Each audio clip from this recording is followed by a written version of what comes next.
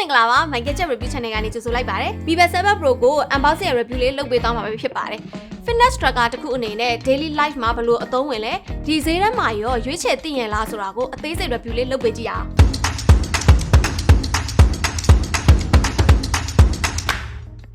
Vivo 7 Pro ဆိုပေမဲ့အရင်ထွက်ခဲ့တဲ့ Vivo 7နဲ့ရှင်မယ်ဆိုရင် screen design ကအစပေါ့နော်တော်တော်လေးကွာသွားတယ်ပြီးတော့ရင်သူ့မှာ sensor အသစ်လည်းပါလာတယ်လို့သိရတယ်ပေါ့နော်ဒီ rectangle screen လေးကလည်းသုံးကြည့်ရတာဘယ်လိုအနေထားရှိမလဲဆိုတာကိုတော်တော်လေးစိတ်ဝင်စားနေပြီဆိုတော့ဖောက်ကြည့်ကြတာပေါ့ဒီမှာ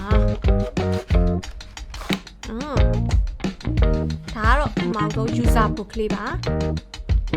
ဒါကတော့နိုင်လေးမာတော့သူ့ရဲ့အသွင်ကျူလေးပေါ့နော်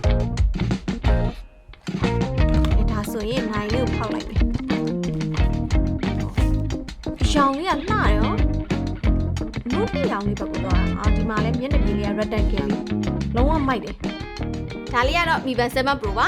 သူ့ရဲ့အရောင်လေးကလေတော်တော်လေးကိုချစ်စရာကောင်းတယ်ပြီးတော့လေလက်ထဲမှာကင်ထားတာပေါ့ပေါ့ပါရှိတယ် rectangle screen ကြီးကလည်းတော်တော်ရုပ်မိုက်တယ်ကြည့်ရတာကဘန်ဆိုတာထက်ကို smart watch နဲ့ပို့ပြီးတော့သွားတူနေတယ်ပေါ့နော်သူ့နာမည်အရင်ကတော့ Mi Smart Band 7 Pro ပါခေါ်ရတာနည်းနည်းလေးထောက်နေတဲ့အတွက်ကြောင့်မလို့ Mi Band 7 Pro လို့ပဲသုံးလိုက်တော့မယ်ပထမဆုံးသူ့ရဲ့ design ပိုင်းတွေ overall features တွေပြီးတော့ head function တွေ sport function နဲ့တခြားအသုံးဝင်တဲ့ function တွေအကြောင်းအသေးစိတ်ပြောကြည့်ကြပါ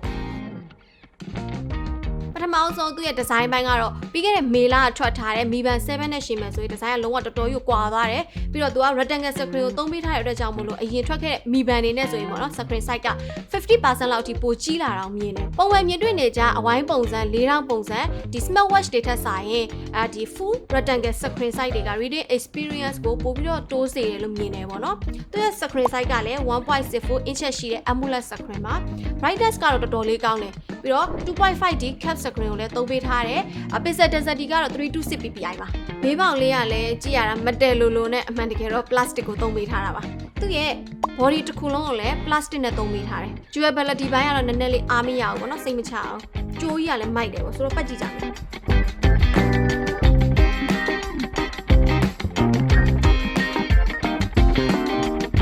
ဝတ်ထားတာလည်းလုံးဝကိုပို့ပါနဲ့ရှိတယ်အဓိကကတော့သူ့ရဲ့အယောင်လေးပေါ့နော်သူ့မှာကဒီအဖြူနဲ့အနက်ဆိုပြီးတော့2ရောင်ရှိတယ်ပေါ့သူကတော့ဒီအဖြူလေးကိုသဘောကျတယ်အဖြူဆိုပေမဲ့လည်းလုံးဝဖြူစွတ်နေတဲ့အဖြူဘက်ကိုသွားတာတော့မဟုတ်ဘူးပေါ့နော်ဒီ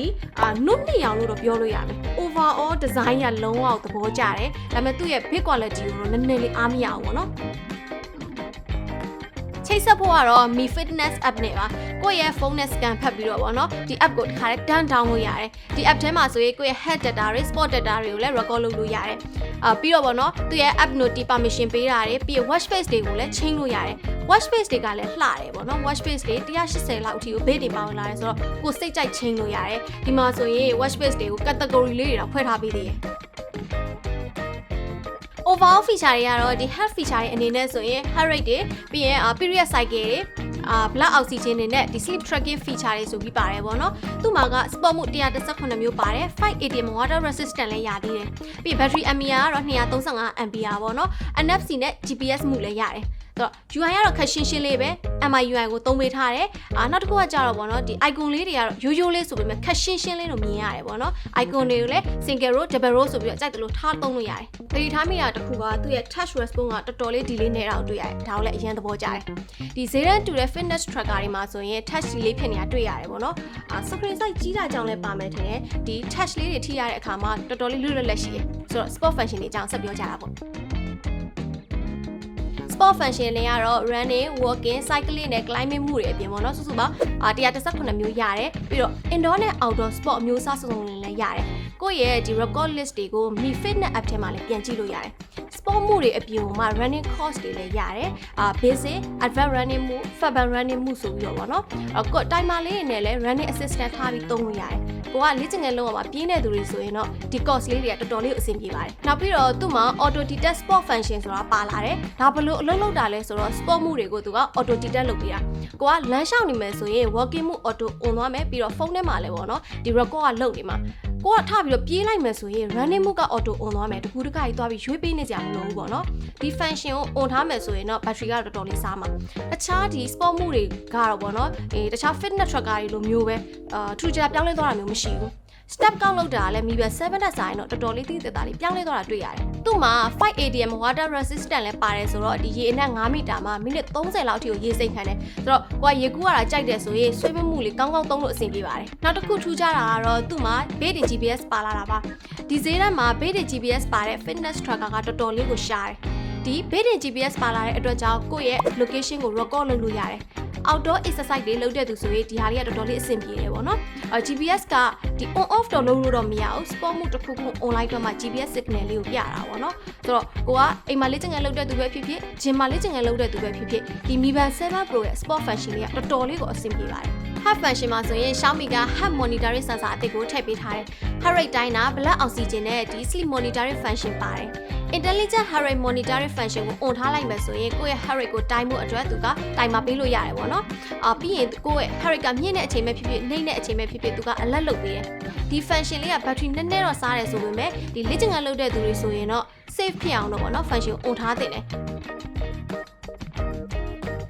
ဝယ်တာကြည့်တာတော့ဒီ timer ပေးတာတော့ stopwatch တွေကတော့ပုံမှန်အတိုင်းပါတယ် Find My Phone features တို့ camera control လုပ်လို့ရတာပြီးတော့ရင်ဖုန်းထဲက music တွေကို control လုပ်လို့ရတာတော်တော်လေးအသုံးဝင်တယ်အသုံးဝင်တာတစ်ခါတော့ NFC ပါNFC chip ကိုထည့်ပေးထားတယ်ဆိုပေမဲ့ဒီ WeChat Pay တော့ဘာတော့ကကြတော့ China မှာပဲသုံးလို့ရတယ်မြန်မာနိုင်ငံမှာတော့သုံးဝင်ပါနောက်ထပ်အရေးကြီးတဲ့အပိုင်းကတော့ battery ဘိုင်းမှာ battery ကိုတော့သူက235 ampere ထည့်ပေးထားတယ် normal user တွေကတော့14ရက်လောက်တော့အသုံးခံတယ်ဆိုပေမဲ့ heavy use သုံးမယ်ဆိုရင်6ရက်လောက်ပဲအသုံးခံတယ် conclusion အနေနဲ့ပြောရမယ်ဆိုရင် Mi Band 7 Pro ကဒီကျန်းမာရေးဆိုတာထက်ပေါ့နော် sport ဘက်ကိုပို့သွားတယ်ဒီထဲမှာဆိုရင်လည်း sport function တွေကစုံစုံလင်လင်လည်းရှိတယ်တကယ်လည်းအသုံးဝင်တယ်ပြီးတော့ဒီ full rectangle screen လေးကလည်းတော်တော်လေးသဘောကျစရာကောင်းတယ်ဆိုပေမဲ့ဒီ durability ဘိုင်းကိုတော့တိတ်အားမရဘူးဒီ screen size ပိုကြီးသွားတာလည်း user experience ကိုပို့ပြီးတော့ကောင်းစေတဲ့အတွက်ပေါ့နော် fitness tracker တစ်ခုကိုဝယ်ဖို့စဉ်းစားနေရဆိုရင် Mi Band 7 ထက် 7 Pro ကိုရွေးချယ်ဖို့အတွက် recommend ပေးချင်ပါတယ်ဗီဒီယိုလေးကိုအဆုံးထိကြည့်ရှုပေးတဲ့အတွက်ကျေးဇူးအများကြီးတင်ပါတယ်နောက်ထပ်ဗီဒီယိုတွေမှာလည်းအခုလိုစိတ်ဝင်စားစရာကောင်းတဲ့အကြောင်းအရာတွေကိုတင်ဆက်ပေးသွားမှာဖြစ်လို့သူတို့ရဲ့ My Gadget Review YouTube channel လေးကို subscribe လုပ်ဖို့လည်းမမေ့နဲ့အောင်နော် My Gadget ပရိသတ်ကြီးရော Mi Smart Band 7 Pro လေးကိုဘယ်လိုမြင်လဲ comment မှာမှတ်သွားပေးလို့ရပါတယ်ဒါဆိုရင်နောက်ထပ်ဗီဒီယိုတွေမှာပြန်လည်ဆုံတွေ့ကြမယ်တတား